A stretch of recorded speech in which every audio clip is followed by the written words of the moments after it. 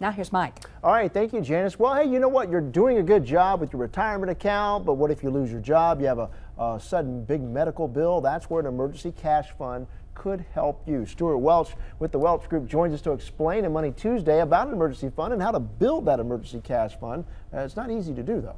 It is not easy to do. I think the first thing you do is start with a goal. Okay. How much should it be? And kind of a rule of thumb is 3 to 6 months expenses, what it costs you to run your household.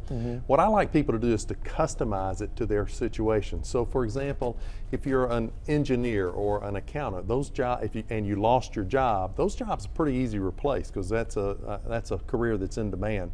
But you might be in a job where it might take a really long time, or you might worry it would take a long time. So you may want to extend that emergency reserve account out to say a year or more. So you want to really think about your situation, come up with a goal. Yeah, especially if you have a mortgage. I mean, you got to figure out that in there, groceries, gas, everything like that. What do you mean by start small? Well, start small. I think my wife likes to say, bloom where you are planted. So it's kind of like start where you can start.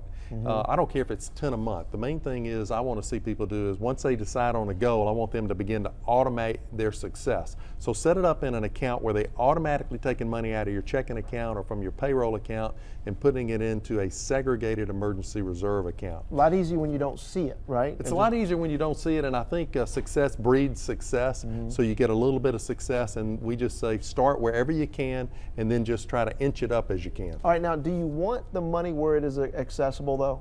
Yeah, I think you do, Mike. So a lot of people are saying, well, how am I going to earn money on this? The reality is you're not going to earn money on this in this environment. The main thing is you want quick access. So emergency means by definition surprise. Right. And so when the surprise happens, you want to be able to get to your money very quickly. So that's going to mean a money market account or maybe a credit union savings account. Okay, so you don't want it in a CD obviously because then you couldn't touch it. You don't probably want it in a CD. All right, so obviously you want to use the money cautiously because it's very tempting once you build that emergency cash fund.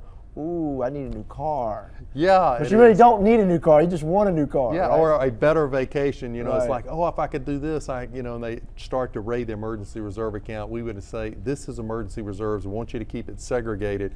Once you hit your goal, say your goal's $10,000. Once you hit your goal, you're used to saving. So just keep doing that habit.